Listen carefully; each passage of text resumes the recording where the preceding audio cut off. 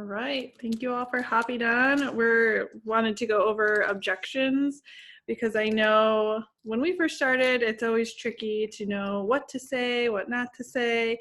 And one of the biggest tips that I like to remind myself and anyone who is new that you can't say the wrong thing to the right person. And I know that from experience. Like, I've started out saying some of like not the best things and people still signed. But as you become more postured and more learn different ways to talk to people, then it just gets easier and easier. You can probably agree with that too, Krista. Absolutely. And just for everybody that's newer to the business, I love that you use the word posture, Jenna. And I just want to explain real quick what posture means to us. Posture is the belief in what you're doing, regardless of the support or belief of someone else. So if you offer something to someone and they say no, you're just like, totally cool. And you move right along with your business rather than be like embarrassed that you even asked, or feeling like, oh, maybe something's wrong with my product or my opportunity or my leadership. So that's true posture. And posture is such a powerful tool to have in this business. It is all about confidence and attitude. That's why we talk about ignorance on fire so much. If you don't exactly know all the facts, your prospect doesn't really care about that. They care about, do you care about them? Are you excited about what you're doing? And can you create value for them? So when Jen and I talk to people now, as opposed to in the beginning, we're postured because we do have belief in what we're offering to people. So yeah, I would absolutely agree. Yeah. In the beginning, I borrowed that belief from like my enroller and other people on our team until I tried the product and got my own results and really got my own belief, but you can borrow it from other people as well.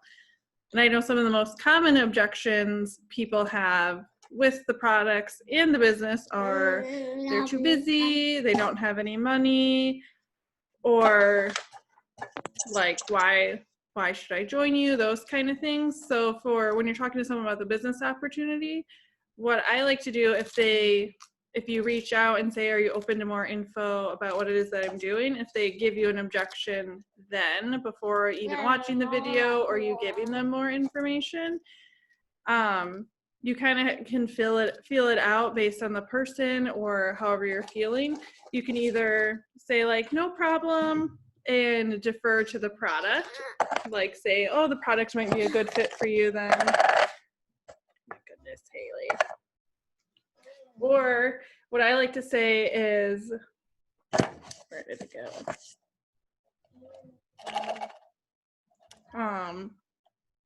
I lost it. What I like to say is, and I bet this is what you're about to say, is what I like to say is a deflection. So I say, no problem. Hey, do you know anybody that would like to make some extra money if you showed them how to do it? Yeah. And so you're just showing that you're not like offended by them saying no to you. You're totally cool with it.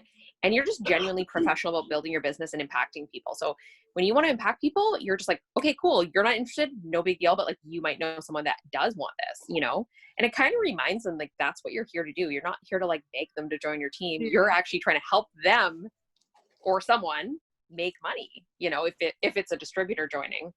Yeah. And that's very powerful too. And then you can wait a little bit and ask them to host a post. And then if they do that, just bring that back up saying, oh, this is exactly what I do. I work off of referrals, but I get paid for it. Have you given any more thought to that? Or do you know anyone at Update Deflect again? Do you know anyone who wants to make extra money working from home? Because sometimes it just takes them a few. Yeah, so you're telling them? A few contacts for them to have a life change or for them to be open to it. Absolutely. And the thing that I always remember is like, they don't know me, and people have to know, like, and trust you in order to want to do business with you. So if they don't really know me, of course they're going to say no probably at first, but if they see more of my face on both my stories and my wall, and that goes back to what we always talk about, which is consistency, right? The more you post and the more consistent you are, the more you show up as authentically you, the more they're going to feel like they do know you. So you might ask them once, twice, 7 times, 11 times, who knows? but they're going to join when it's the right time for them, not the right time for you. So, and that's what we want to, especially when it comes to distributors. We want people that are really ready and really excited to do business with us, not someone that we've like talked into. So a lot of overcoming objections with a distributor is really just playing a long game and just going back to them again and again, and you're not bothering them, especially if they're still open to that conversation with you. Because the reality is most people will not follow up once they get a hard no. Yeah. And that's the other thing too, is to be consistent with following up, because that's really where the fortune is. But I love that you just recommended going the host to post route, Jenna, because it's kind of a backdoor way of bringing that up again. You know, like here, you know, you're actually doing what we talked about before. Have you thought any more about it? You're not just being like, hey, you're ready to join my business yet? You're actually like giving them an opportunity to win some cash, you know, which is awesome. Who doesn't love that? And then, you know, you're just saying, hey, you know, this is genuinely what I do. And you've already just done it now. So is that something you'd want to take another look at? Yeah. And if not, no big deal. Yeah. And a lot of times I have people give them a product post and they're like, oh, well, what's this coffee? Or what's the cleanse? Or I want to know on that. And then sometimes they become a customer, and then you can always again ask if you use the follow-ups in the Connect app for your customers. I think on month 2 or somewhere along there, it has you ask them again, like, oh, have you ever thought about the business opportunity, which is great too, which is why I absolutely love using the Connect app for following up with your customers that already enrolled. That is a great tip. And I think also too, a lot of times we think that a no is about us or the business itself, and it's really a lack of information. So a lot of times people don't know if they like the product, so they don't want to represent it until they know if they like it, which is fine. You know, I think Jenna, you and I both joined the business without having ever tried the products, and here we still are, you know, many years later. So by asking someone who's a customer if they want to join the business, you know, even if you've already asked them before, now they've gotten to try the products and they're confident that they like them. So that's a great tip there, is just going back again and be like, hey, you know, how are you liking your products? You know, I can tell you've been loving them. Why don't we actually get you going ahead and making some extra money? You know, if that's something you're still willing to look at. So that's kind of the psychology behind it, is like, they may not want to get involved in the business until they've been a customer, and that's okay. You know, everybody is ready again at different times, right? Yeah. Yeah. And you really want to do it when they're ready and not convincing them. Yeah.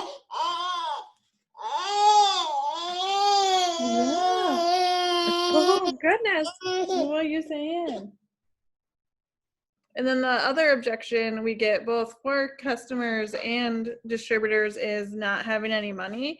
And that's when, depending on where you're at in the conversation, if you figured out their why they want to make extra money, or one of their like pain points, then you can bring that back up and like circle that back around, like, totally understand. If you use feel, felt, found, like, I understand how you feel, and explain how you felt that way or someone you know felt that way, and then by doing this business, how it changed. Absolutely. So great example of feel, felt, found would be like, I have this conversation a lot when I come to the coffee. So I finally give people the price. They're like, whoa, that's expensive for coffee. I'm like, you know, I totally understand how you feel, because I actually felt that way when it first launched, and I didn't exactly understand how it worked. But then once I realized that it was a coffee and a breakfast replacement in one, that it was actually more expensive to go ahead and source all of those ingredients separately, I actually found that myself and my customers realized that the value is actually really there. And so that is how you can use feel, felt, found in an objection conversation. The other thing that I was just mentioning to Jenna real quick before we started the call is something I learned from Grant Cardone, which is always agree with your prospect. So as soon as you start to like argue with them, you've really lost the sale kind of anyways. People don't like to feel, you know, like they're in a combat situation. They again are gonna do business with people that they like, and nobody likes really being argued with. So one of the things that I've started to do is try to really agree with my prospect's objection and just honor how they're feeling. So if they're like, oh, that's really a lot of money for coffee, I'm like, you know what? I agree. start with that. I start with agreeing with them, even though it feels weird. It goes against everything we're taught. I'm like, you know what? I agree. We have other options that I'd be more than happy to show you. What I have found that my customers really love about it is the convenience and the fact that it's a meal replacement and a weight loss supplement and a coffee in one. So I'm kind of like slyly highlighting the value as I talk about it, but I'm agreeing with them first. I'm not being like, well, no, it's not expensive because blah, blah, blah. You've lost them completely at that point. Yeah, I love that. And that's a great way to think about it too, and really put yourself in their shoes too, because sometimes we can forget that we are talking to a human on the other end. Absolutely. That's such a great perspective, Jenna, is really treating people the way that we want to be treated. If we were buying something, would we want to buy something from someone that had just argued with us and told us that we were wrong about the way we felt about it? No. So somebody who just honoring me, like, oh, yeah, I hear what you're saying. I definitely agree with you. Here's what I can offer you, Yeah. Yeah, absolutely. And then another objection, or I guess kind of objection that we can get a lot with both the customer and the business opportunity is either like, let me think about it, or let me get back to you. And one of the biggest mistakes I made before would just take that as a no, or just be like, okay, well, let me know. Well, they're never going to let you know. How many times have you put something in your cart from Amazon or wherever to buy and then forget about it till weeks later? Like, I just almost bought a really expensive camera lens because I didn't realize Phil put it in the Amazon cart. So I was like, why is there two things in there? So good thing I looked. And it's like, oh, apparently he had it in there for like 2 weeks. It was like, oh, I meant to delete it. So like things like that happen. You're like, what? It's true. So yeah, so I love to ask, say like, totally understand, when would be a good time to circle back around or check back in with you so I can save your discounted spot. That way the ball's back in their court and you can write the date down to follow up with them. And the other thing too is managing those expectations. Like, you're really not annoying them if you've already told them in advance that you're going to be following up with them again. It's the professional thing to do, and B, again, you just manage their expectations so well. So you're like, oh, no problem, totally cool. You're kind of in essence agreeing with them. And then you're like, when would be a good time for me to check back with you? And it kind of also forces them to really think about, are they actually ready to like get started making some extra money? Are they ready to start losing weight? Or are they just kind of like kicking around the idea? And the other thing too is that, again, they're ready when they're ready. Some people are ready like the first conversation you have with them. Other people, it's the second or the third. Other people, it's the 5th to the 10th. Other people, it's the 22nd. Who knows? So you really just have to understand that like they will come to it in their own time. And so that's why we always have so many potentials all the time, because we have no way of predicting like when someone's going to sign. So the more potentials we have, the more our funnel is constantly full. So we have a steady drip. If we all of a sudden stop putting things into our funnel, we're going to stop having anything come out the other end.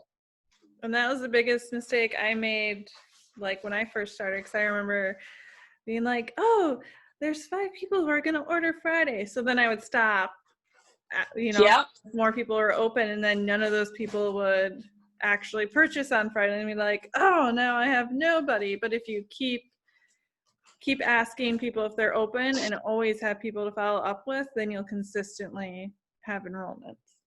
Absolutely. Oh, I love that. So yeah, so we've talked a little bit about, people saying they don't have the time, especially for the business. Obviously, they don't have the money. They're not sure. And then the other thing I wanted to just touch on real quick, Jen, I'm sure you're probably going to talk about it, is that they don't know if they'd be any good in terms of the business. Yeah. And so that's an area where you can, again, agree with them and just be like, you know what, I'm hearing that you're really kind of unsure about your ability to do well in this business. And I appreciate you sharing that with me. We're going to really validate what they're saying and then just share a story. And that's where attending conference is really important, because you're going to hear so many powerful stories from other leaders. And you'll always find one that pertains to the prospect that you're talking to. So you can just say, hey, yeah, I hear what you're saying. I definitely understand where you're coming from. In fact, I felt the same way. My girlfriend, Sarah, didn't even use social media. She had about 100 Facebook friends when she started, and now she's a triple diamond, And so that was something she really had to work on is, she didn't have any experience. She was not, not a social person. She came from a small town, had a very small network, but has gone on to do really well. And that's because of our training and our systems and the culture that we have here, or whatever you want to say. But just grabbing a story from someone else that can relate is really powerful. Yeah, it really is. And then that makes them feel like they're understood and heard as well. Yeah. And also that there's other people exactly like them already in the business. No one wants to feel like the only one at something. Yeah. People want to know that they do what most people do. So I always even like to say most people don't come into like, I'm going to crush it. It's really not the case. And so if people are just willing to be open and give it a try, then that's where a lot of success can happen. But nobody comes into this business being like, I'm going to make $10,000 a month. That just doesn't happen. No. And that's leading into a lot of people for the business opportunities say like, oh, I'm not good at sales, or I'm not a good salesperson. And that's because that's exactly how I felt too. So I love saying, I understand how you feel. In fact, I felt the exact same way when someone shared this with me. But what I found is all I do is see who is open, and they either join or they don't. It's been a great experience. I mean, not to be pushy, but to see who is open. If you got my script book here. Good one. Oh, I can show you that. how to do that if you want, but if you don't want me to, totally cool. Like, so you're giving them like, I feel you, that's how I felt, and still giving them an out as well. And I love that giving them an out because, again, you don't come off as desperate. You don't come off as needy. And I truly feel like something like that aligns with my values because truly, I don't need any one person. My job is to talk to as many people as I can. So I'm going to find the people that are genuinely excited about the opportunity. So if somebody really says no and it's really not for them, oh, well, it's not the end of the world. And giving them an out, it shows them that you're not begging them, bugging them, try to use gimmicks to get them to join. You're just like, yeah, I can show you how to make money, and it's not being pushy, and it feels in alignment with my values too. I didn't want to become pushy coming into this business, and so it's a big misconception about what we do. And I'm actually proud that we train this way so that we can buck that stereotype. Yeah. And so in doing that, you're actually showing them what working together would actually be like. Yeah. And you should teaching them how to overcome objections too, because when someone will say that to them, be like, oh, I felt the same way. I thought the same thing. And this is what happened. I love that. Totally. Yeah. So you're already prepping them if they ever do join, they can use themselves as the example. Yeah. I love it. Do you have what else do you have for us? Do you have any other objections you're struggling with, Kat? Hi, ladies. This is Hi. Great. Hi. I have 3 pages of notes. Thank you Aw. so much. I've never really thought about, and I know I've heard it before on different trainings, but we get so much great training and it's so hard to keep track of it all. Yeah. And keep track of it all. Exactly. But what I really liked, Jenna, is when you talked about, and you too, Chrissy, you talked about like relating, I wrote it down, relating other people's stories. Like you talked about Sarah and she did this and she didn't have that. I never thought about doing that because I've been in for such a short time. Mm-hmm. And like I even tell my daughter, I'm still new. I'm 4 months in.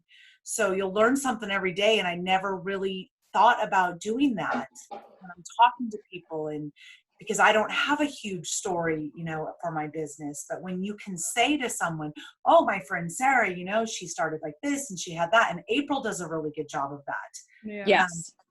She's a really good example of someone who, and Jade Hooper as well. But I watched a video the other day that Tanya Johnson did And she talks specifically about this is not sales, because she goes the definite huge attraction marketing avenue.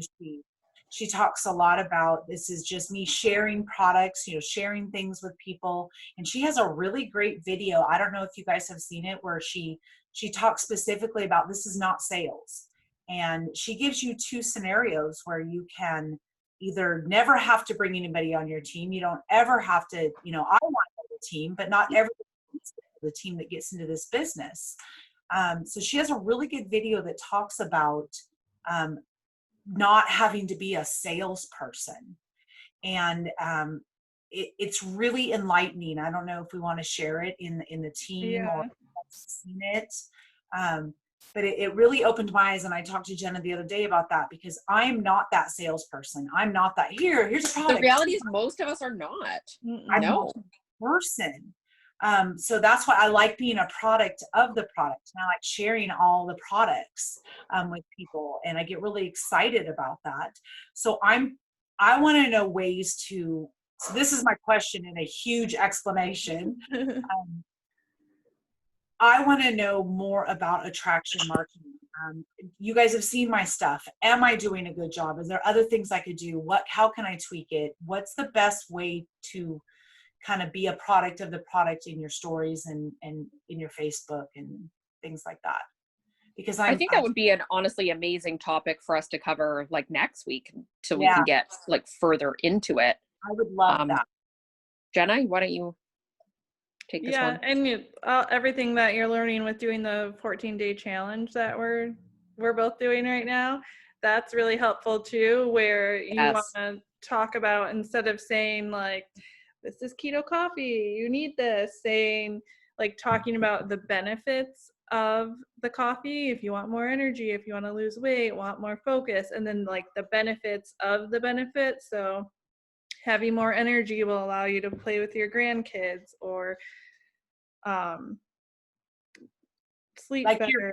Losing weight will help you feel more confident and like fit back into your like shorts from last summer, like all that kind of stuff. Yeah. The feeling, you want to feel the feelings that doing those achievements will get you. And so it's not about the product per se anymore. Would you suggest, like, I stopped doing such long videos with my coffee, and I've shortened them, and I've shown coffee I showed a picture today of my view with my coffee, and it was my backyard, my coffee with a view, things like that. Or should I don't know.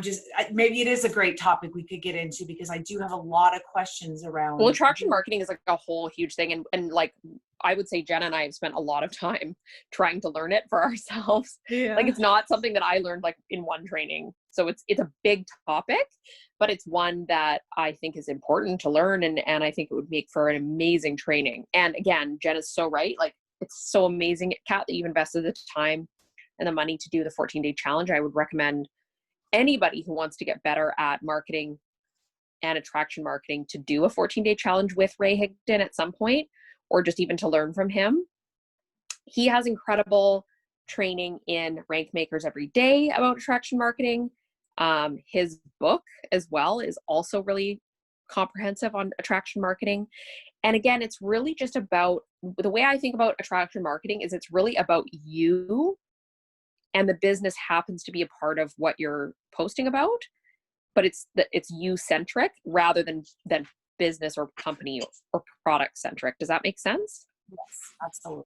So rather than posting a bunch of like black and green photos, which you never do from the very get-go, you've never done that. And again, posting about the product specifically, what it is, it's more about, like Jenna said, what it does.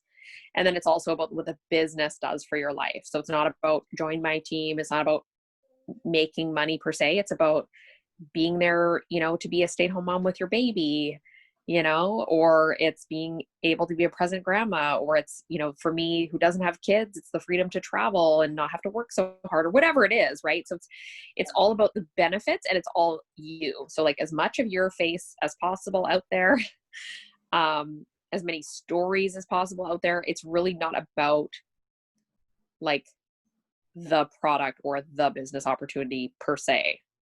Yeah. And doing a lot of, focusing on like how Ray explains curiosity posts, where Mm-hmm. you're kind of talking about the benefits or telling someone's story, but you don't end it with a call to action. So you don't want every post to be, and this is what I was guilty of and I just recently changed. You don't want to like a really nice post about like how the business has changed your life or like lifestyle, and then at the end say, join my team, or like if you're a mom that wants to make extra money, or blah blah blah, because then they'll read that and like be emotionally connected to you, but then like, oh, you're pitching to me. Whereas if you leave that part off, yeah, what are you thinking? Oh, you had the hiccups. Then they'll reach out to you, or they'll actually comment on it. Yeah, That's why absolutely. I stopped doing it. I don't know if you noticed on my life curiosity post or whatever, I stopped doing that on my Facebook wall about, hey, okay, so now if you'd like to be interested in what I do and posting the whole income disclosure statement, I don't do it anymore. I just do my story. And yeah, and I mean, you can mix it up. Like someone like Brittany Hayes does do a call to action sometimes, you know? So there's no reason it's not bad. It just is like Jenna's saying, every now and again, you want to do a genuine curiosity post, which is raising people's curiosity so that they reach out to you, and not being like, oh, it's definitely about my business. Like I could just say, oh my gosh, my friend Jenna is doing amazing. She's a mom who's lost 20 pounds, you know, while staying at home with her baby, and, you know, not starving herself and not working out like crazy, you know, so proud of her. If I was to then be like, and to find out what Jenna uses, contact me, it's just really cheesy. You want to just genuinely be like, oh, I'm so excited to share that excitement. So I think in Freakishly Effective Strategies, Ray says to do it like once or twice a week, you know, at most. Start that book. I just started it this morning. So you'll learn a lot about attraction marketing from that book. Yeah. Okay. Yeah. But yeah, I'm excited. I don't know about you, Jenna, but I think that would make it amazing. I think we could even make it a two-parter. Yeah. There's lots to cover. Lots. Now, this was great. I don't have any questions on this. This was all real clear. I took 3 pages of notes. I appreciate it. Awesome. Thank you for continuously coming up with amazing content for these calls, Jenna. And thank you. I'm really excited that we've been able to do them consistently. I look forward to them every week. Me too. What about you, Haley? You look forward to them? Guest trainer. So No. Haley. You didn't go down for a nap, Miss Haley. No, she didn't. Silly girl. Silly girl. I saw you sucking on